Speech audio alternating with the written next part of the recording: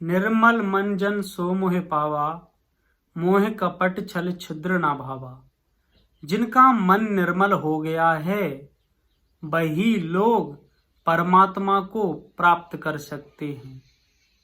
लेकिन दोस्तों, सभी जानते हैं कि निर्मल मन होने पर परमात्मा मिलता है, लेकिन मन को निर्मल कैसे किया जाए इस पर काम कोई नहीं करना चाहता है। हर किसी व्यक्ति को पता भी नहीं है कि मन को निर्मल कैसे किया जाए, और कुछ लोगों को यदि पता भी है कि मन को निर्मल कैसे किया जाता है तो फिर वो उस पर काम नहीं करते हैं। दोस्तों, जिस प्रकार यदि कोई कपड़ा गंदा हो जाए तो उसमें साबुन लगाना पड़ता है, साबुन के बाद में उसे पानी से निखारना पड़ता है, इसके बाद में फिर उस पर प्रेस करनी पड़ती है, तब वो चमकता है। वैसे ही इस मन को साफ करने की भी एक तकनीक है। इसके भी डिटर्जेंट पाउडर हैं, इस पर भी प्रेस की जाती है, तब ये मन चमकता है। मन के साफ करने की जो विद्याएं हैं उन्हीं में से एक विद्या है विपश्यना साधना। विपश्यना साधना के द्वारा हम मन को पवित्र कर सकते हैं, और जब मन पवित्र होगा तब फिर हम परमात्मा की बात कर सकते हैं। जब तक मन ही पवित्र नहीं है तब तक परमात्मा के बारे में कल्पना करना भी बेकार है। इसलिए बुद्ध ने अपने पूरे जीवन में परमात्मा की बात ही नहीं की। उन्होंने कहा कि आप अपने मन पर काम करिए, और वो जानते थे कि व्यक्ति अपने मन पर काम करेगा तो स्वयं समझ जाएगा कि परमात्मा कैसे मिलता है, चित्त की निर्मलता क्या है, मन की शांति क्या है। लेकिन दोस्तों, हम काम तो करना चाहते नहीं हैं। जो बातें सुनते हैं उन्हीं की कल्पनाओं में अपने मन को लगा देते हैं।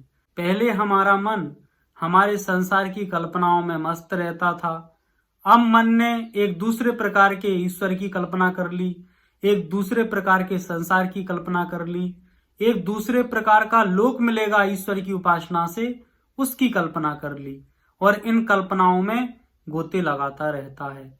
मन की जो कल्पना करने की आदत थी वो आदत नहीं छूटी। एक उलझन से छूटा तो दूसरी उलझन में उलझ गया। इस तरह से मन की शुद्धि नहीं होती है, विचारों की शुद्धि नहीं होती है। विचारों को शुद्ध करने के लिए, मन को शुद्ध करने के लिए कल्पना का सहारा नहीं लिया जाता है, बल्कि जो यथा स्थिति में हो रहा है उसको उसी स्थिति में जाना जाता है। जिस प्रकार के हमारे विचार चल रहे हैं, जिस प्रकार की हमारी सांसें चल रही हैं, उसको देखना होता है, और जब हम जो हो रहा है उसको देखते हैं तो फिर हम वास्तविकता से परिचित होते हैं। लेकिन जो हमारे सामने नहीं है, जो हमारे साथ नहीं हो रहा है, जिस प्रकार के विचार हमारे मन में नहीं चल रहे हैं, उनकी जब हम कल्पना करते हैं और उन्हें देखते हैं तो फिर ये कल्पना हो गई, ये हकीकत नहीं है। इससे मन की शुद्धि नहीं होती है।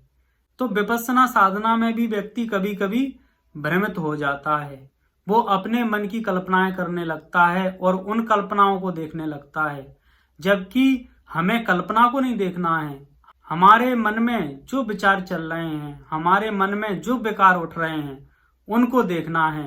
किसी प्रकार के विकारों की कल्पना नहीं करनी है, किसी भी प्रकार के विचारों की भी कल्पना हमें नहीं करनी है।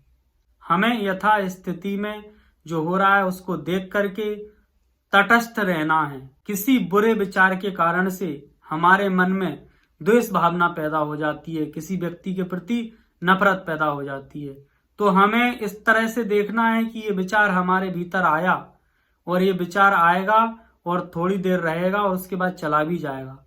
तो हमें इस विचार के उत्पन्न होने को देखना है और इसके नष्ट होने को देखना है। लेकिन जिसके प्रति जो द्वेष उत्पन्न हुआ है, उस द्वेष की भावना में हमें नहीं उलझना है, उसमें हमें गोते नहीं लगाना है। ये होता है तटस्थ भाव से किसी भी विचार को देखना, उसमें इन्वॉल्व नहीं होना। या हमारे भीतर किसी वस्तु की, किसी व्यक्ति की चाहत उत्पन्न हो गई और उसकी चाहतों में हमारा मन गोते लगाने लगा कि वो हमें मिल जाए, वो हमें मिल जाएगा तो ऐसे ऐसे हमारे जीवन में परिवर्तन हो जाएगा, हमारा जीवन इतना सुखी हो जाएगा, ये हो जाएगा, वो हो जाएगा।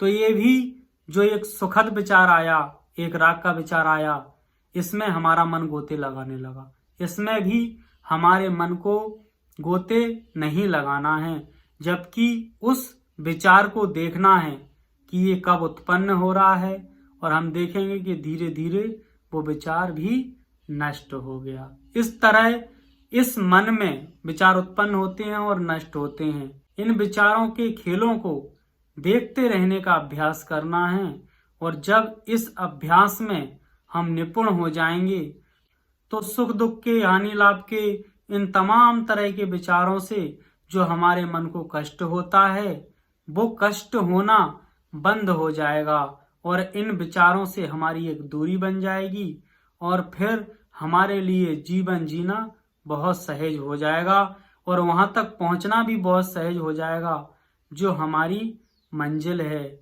जहां तक हम जाना चाहते हैं, जिसे हम मुक्ति कहते हैं। धन्यवाद।